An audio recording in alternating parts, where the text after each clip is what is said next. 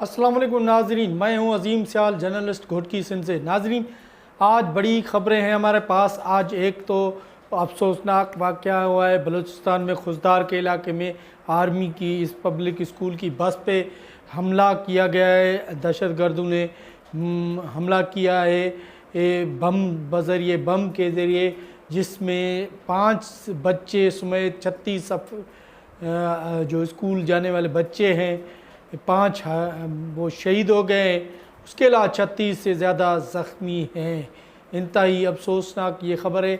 उसके अलावा वहाँ पे जो है बलूचिस्तान के वज़ीर आला उसने प्रेस कॉन्फ्रेंस की है और वज़ीर आज़म शाम को वहाँ पहुँचे हैं, आर्मी चीफ भी पहुँच रहे हैं। तो बलूचिस्तान में जो हालिया हालात ख़राब हो रहे हैं उससे पीछे IDGISI का कहना है कि ये भारत के हथकंडे हैं, जिनकी वो अपने बंदों के ज़रिए जो बलूचिस्तान में दहशतगर्दी करा रहा है उसमें भारत का हाथ है। इसके अलावा और ख़बर है जो है सिंध में जो मोरो के मकाम पर आज दूसरे दिन भी धरना जारी रहा। जो हलाक हुए शख्स थे उसकी लाश रख के कई घंटे वहाँ धरना दिया गया है और धरना जारी रहा। सारा दिन ट्रैफिक बंद रही। उसके अलावा जो है धरने के कुछ वकला ने वहाँ शिरकत की। कुछ और इलाकों में भी धरने लगाए गए हैं एक ग्रुप की जानिब से, जिसे पाबंदी सिंध रियासत ने पाबंदी लगाई है, उस ग्रुप की तरफ से ये धरना दिया गया है।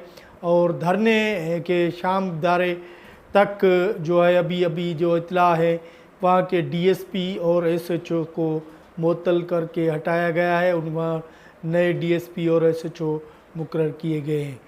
तो इसके अलावा इमरान खान में जो आर्मी चीफ फील्ड मार्शल का लक़ब दिया है, वहाँ पे अपना स्टेटमेंट दिया है और उसके बारे में भी आपको डिस्कस करेंगे। और भी इश्यूज़ ख़ासकर फ़लस्तीन में जो जंगी जारी है इसराइल के दौरान, उसके हवाले से, और चाइना और पाकिस्तान और अफ़गानिस्तान में जो है नया मुआहदा होने जा रहा है, बड़ी ख़बर है, उसके हवाले से भी आपको अपडेट करेंगे। मगर पहले चलते हैं बलूचिस्तान। नाज़रीन, कई दिनों से हम आपको बता रहे हैं कि बलूचिस्तान में जो हालात हैं वो बहुत बड़े कशीदा हैं। तो कशीदा तो पहले भी थे, ख़ासकर जब वहाँ कोयटा एक्सप्रेस को यरगमाल बना दिया गया, उसके मुसाफिरों को यरगमाल और कुछ 26 लोगों को हलाक कर दिया गया, शहीद कर दिया गया। उसके अलावा बलूचिस्तान में अक्सर वाक़यात जो रोज़ के मामूल बन गए हैं अभी दहशतगर्दी के। मगर आज APS जैसा वाक़या किया गया जो इंतहाई अफसोसनाक वाक़या था, क्योंकि बलूचिस्तान में जैसे पहले हालात थे, अब वो जंग के बाद पाकिस्तान की DGISI की तरफ से या सियासतदानों के बयान आ रहे थे कि भारत जो है जंग में शिकस्त के बाद अपने एलिमेंट इस्तेमाल करके, अपने लोग इस्तेमाल करके वो बलूचिस्तान और खैबर पख्तूनख्वा और दीगर इलाकों में दहशतगर्दी कराना चाहता है। मगर जिस खदशे का पाकिस्तान ने इज़हार किया था वैसे अब हो रहा है। आज आर्मी पब्लिक स्कूल की एक बस जा रही थी खुजदार, वहाँ पे जो है उसी इलाके में रोड पे एक हमला हुआ है, बम धमाका हुआ है बस को, जहाँ से धमाके में तकरीबन 5 बच्चे हलाक हुए हैं। 36 से ज़्यादा जो है वो ज़ख्मी हैं। ज़ख्मी मुख्तलिफ़ अस्पताल मुंतकिल कर दिए गए। तो बलूचिस्तान में ये अफसोसनाक वाक़े के बाद बलूचिस्तान के वज़ीर आला ने प्रेस कॉन्फ्रेंस की है। उनका कहना है कि दहशतगर्द जो हैं वो मासूम बच्चों को निशाना बनाया है, जिसकी सख्त लफ्ज़ों में मज़म्मत करते हैं और उन दहशतगर्दों के ख़िलाफ़ सख्त कार्रवाई की जाएगी। बलूचिस्तान हुकूमत की तरफ से ये बयान सामने आया है। तो ताहम जो 36 से ज़्यादा बच्चे ज़ख्मी हैं उनको कोयटा समेत मुख्तलिफ़ खुजदार और दीगर जो अस्पताल है वहाँ मुंतकिल कर दिया गया है। उनकी हालत तशवीशनाक बताई जा रही है। तो कोयटा में ये सूरत हाल है। वहाँ कोयटा में वज़ीर आज़म शाम इस अफसोसनाक वाक़े के बाद वज़ीर-ए-आज़म कोयटा पहुँचे हैं। आला सतह का वहाँ इजलास, वज़ीर-ए-आज़म ने बलूचिस्तान के वज़ीर आला से ब्रीफिंग ली है, दीगर और आर्मी चीफ भी वहाँ पहुँच रहे हैं।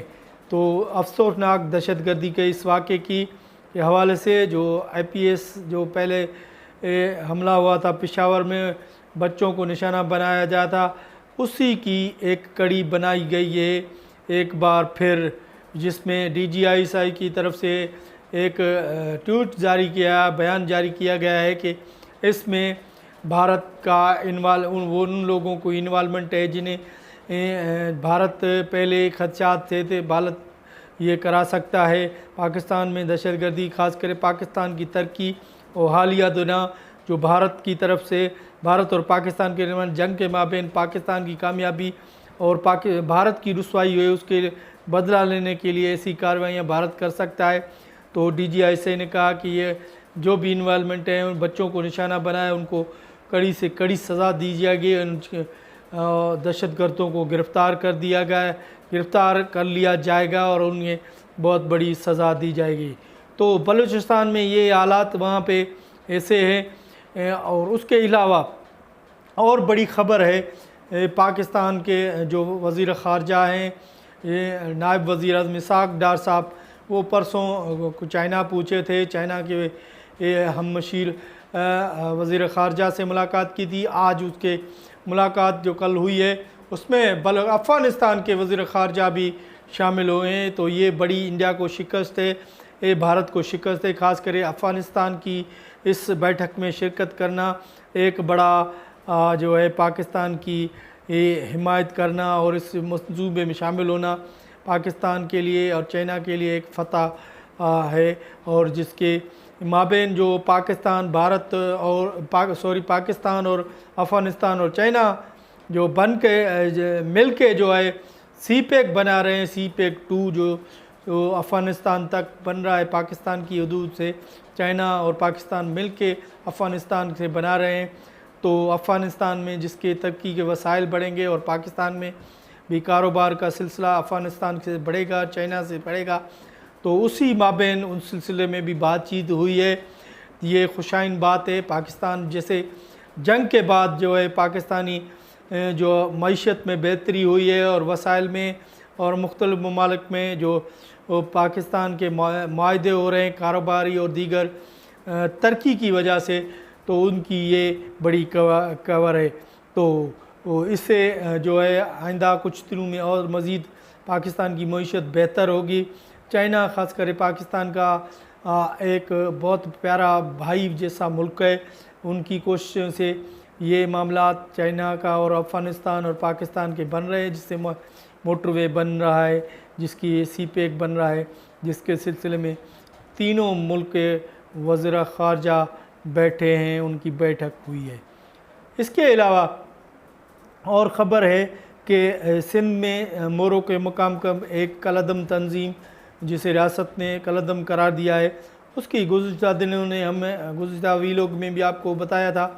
उस तंजीम ने कल जो है गैर कानूनी ज़मीनों अलाट के और पानी के मसले पर एहतजाज किया था। वहाँ एहतजाज करने पर पुरअमन एहतजाज करने वालों पे पुलिस ने धरना ख़त्म कराने के लिए फायरिंग की थी। एक शख्स हलाक हुआ था, 3-4 लोग ज़ख्मी हैं, 3 पुलिस एहलकार और दीगर 2 बंदे ज़ख्मी हैं। एक की हालत तशवीशनाक बताई जा रही।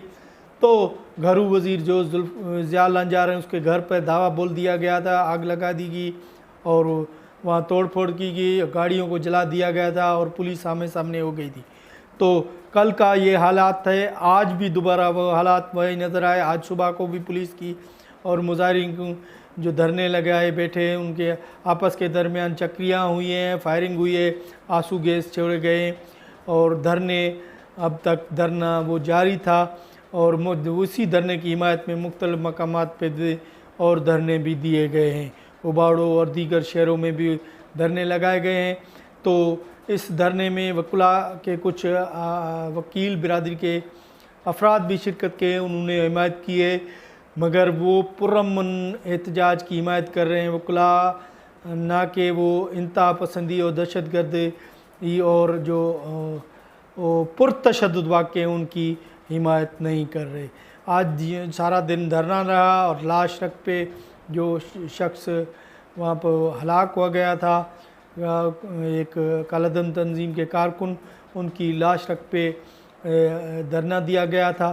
तो उसकी कई घंटों तक ये एहतजाज जारी रहा, मगर जब अब हम आपसे बात कर रहे हैं कि वहाँ के डीएसपी को वो हटा दिया गया है, नया डीएसपी मुकर्रर किया गया है और एसएचओ को भी हटा दिया गया है और नया एसएचओ मोरो में मुकर्रर कर दिया गया है और दीगर डेवलपमेंट्स भी वहाँ पे हो रही हैं। मुजाहिरीन से बातचीत के बाद धरना ख़त्म करने और मुजाहिरीन का मुतालबा है कि उनका जो है केस है वो दर्ज किया जाए, जो पुलिस के एहलकार हैं और दीगर जिनकी वो वर्सा उनकी नामज़द कर रहे हैं उनके ख़िलाफ़ तहरीर जारी है। तो ये है अपडेट्स यहाँ की। अब तक के लिए इतना। अगले वीडियो के में दोबारा आपकी खिदमत में हाज़िर होंगे। उस वक्त दीजिए इजाज़त, अल्लाह ने के बाद।